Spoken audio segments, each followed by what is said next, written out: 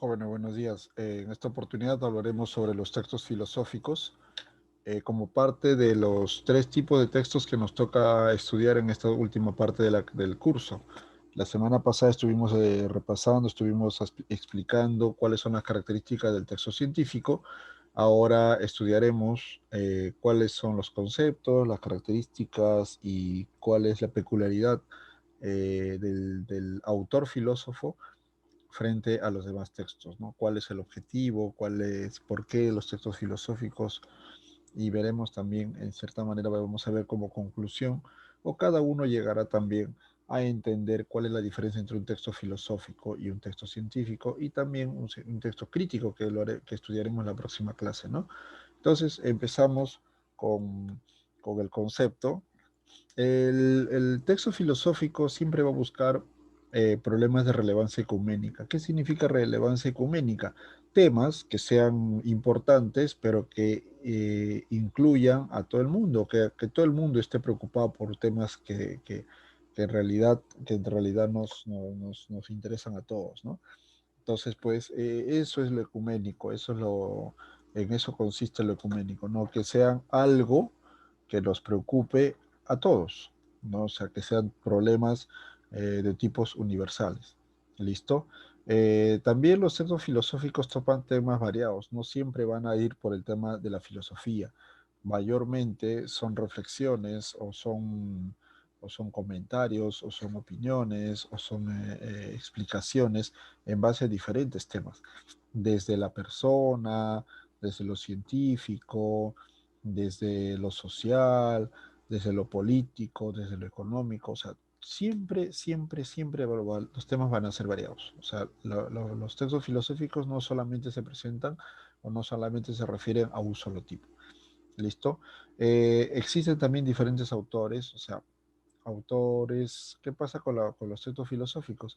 Que los textos filosóficos siempre se van a basar en autores antiguos, por ejemplo, como son Sócrates, como son Platón, como son Aristóteles, y también en algunos autores que con el tiempo van a ser bastante relevantes, ¿no?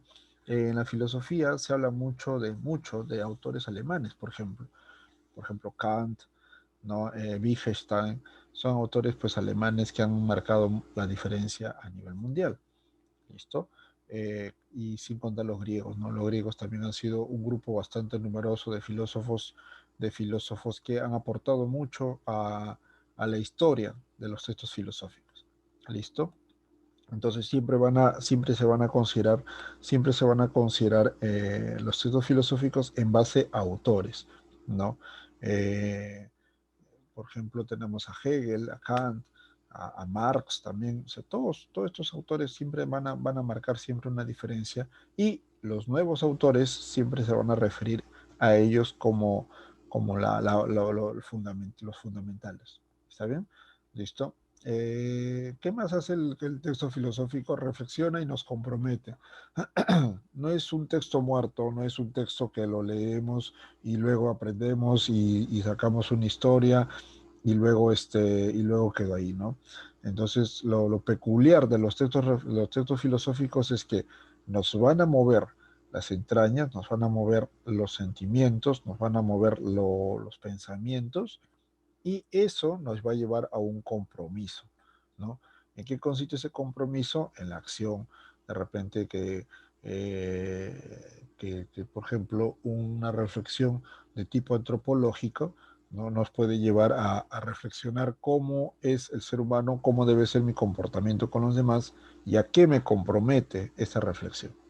¿Listo? O sea, ¿cuál es la conducta que debo tener después de haber leído un texto filosófico? ¿Está bien? Entonces, eso es el objetivo de, la,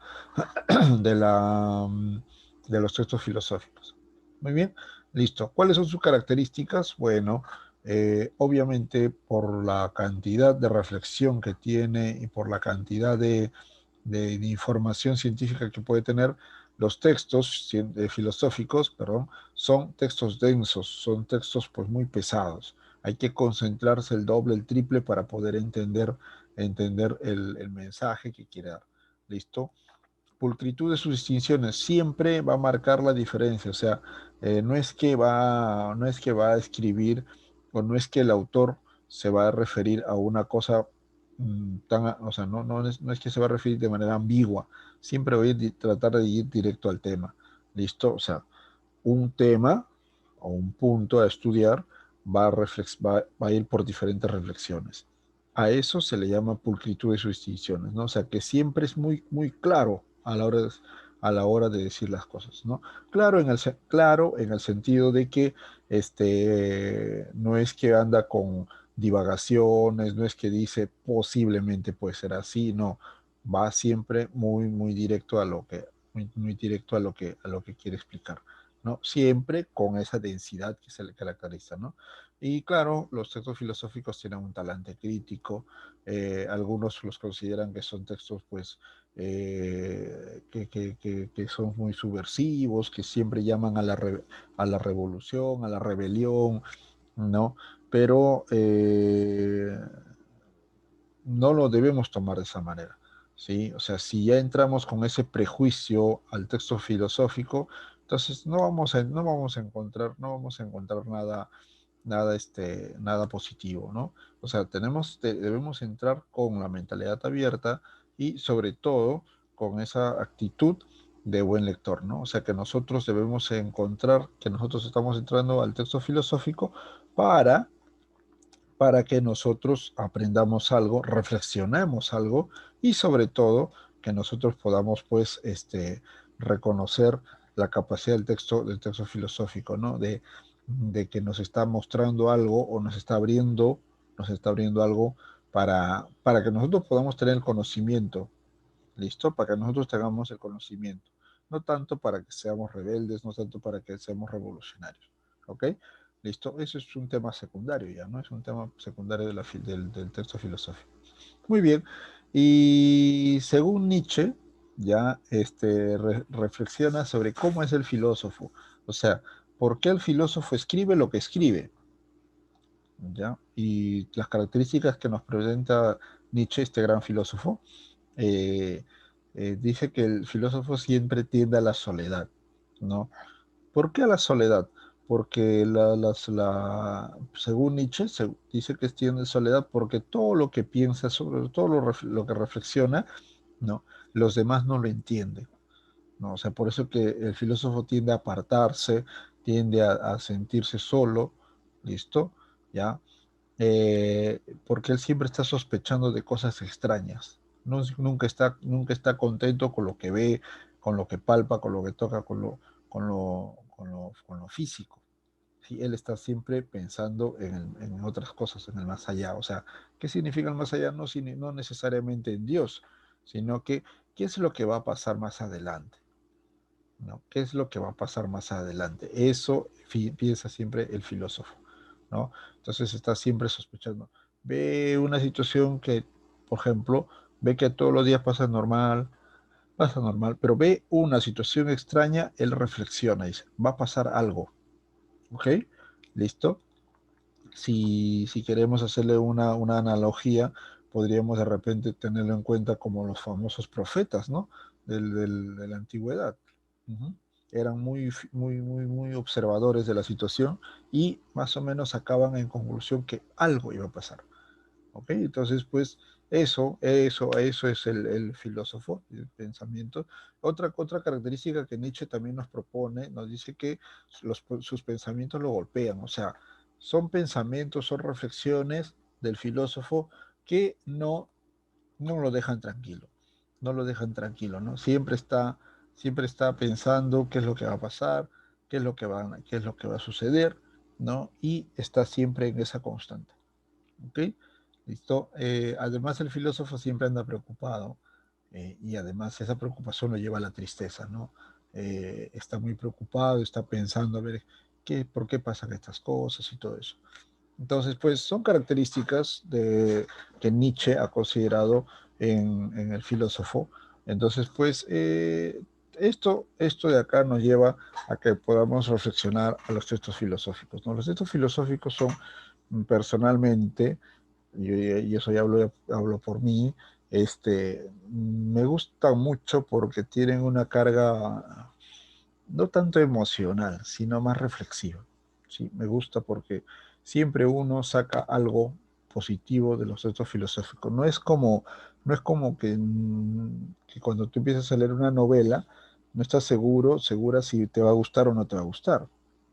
¿Ok? Entonces, en el caso de los textos filosóficos, no existe eso. O sea, obviamente que vas a sacar algo positivo. Obviamente. O sea, de hecho que vas a sacar algo positivo. ¿No? Yo recomiendo siempre a mis alumnos, si quieres leer textos filosóficos, empieza por los filósofos antiguos. ¿No? Por ejemplo, los diálogos de Platón son textos básicos para todo estudiante de filosofía. O sea, y luego de ahí ir entrando en textos sencillitos, también del mismo Platón, ¿no? Que te puedan llevar o te puedan reflexionar sobre diferentes temas. ¿Saben? Hay diferentes temas, hay sobre la educación, sobre la belleza, sobre el comportamiento humano, o sea, hay muchos temas de Platón, textos. Entonces, en estos diálogos de Platón son textitos pequeños que hacen unos diálogos con Sócrates, ¿no? Sí, con Sócrates, ¿no? Y él escucha a Sócrates y luego va poniéndolos en el texto. ¿Está bien? Entonces, pues son temas este, que, que nos tienen que llevar a la reflexión siempre. ¿Listo? Muy bien. Entonces, pues te recomiendo, vamos a evaluar de la página 203, 205, que son textos anteriores al texto filosófico, pero luego ya en clase también estaremos, estaremos repasando otros textos más. ¿Listo? Muy bien. Entonces, pues te dejo para que sigas estudiando, sigas repasando. Recuerda, página 203 y 205. Nos estamos viendo en clase. Chao, cuídate.